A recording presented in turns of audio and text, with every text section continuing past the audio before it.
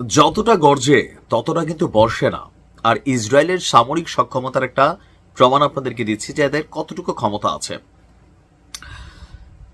গাজাতে কি করতেছে ওইদিকে নজর দেওয়া লাভ নাই। গাজা খুবই ছোট একটা জায়গা, চারদিক থেকে বেষ্টিত, বছরের পর বছর দুর্বল করে ফেলছে, সেটার হিসাবটা আলাদা। কিন্তু আপনি দেখেন, আপনাদের খেয়াল থাকার কথা, আমাদের বীরদের যিনি প্রধান ছিলেন একজন, তিনি যখন ইরানে গেলেন, তাকে যখন শাহাদাত করা হলো, তো যে বাংকারটাতে তিনি ছিলেন, এই বাংকারটাকে উড়ানোর মতন সক্ষমতা ইসরায়েলের ছিল না।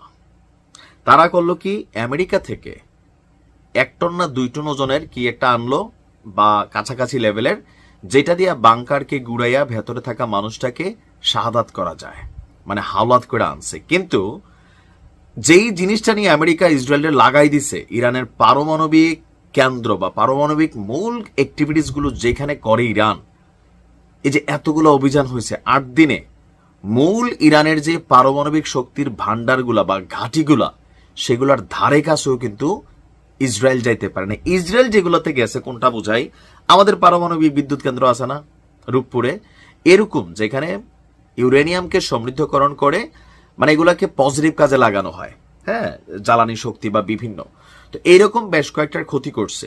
কিন্তু যেগুলোতে পরমাণু বোমা তৈরি করা হয়, এগুলোর একটা পশমও ছিঁড়তে পারবে না ইসরায়েল। কেন? আজকের ভিডিও দেখলেই বুঝতে পারবেন।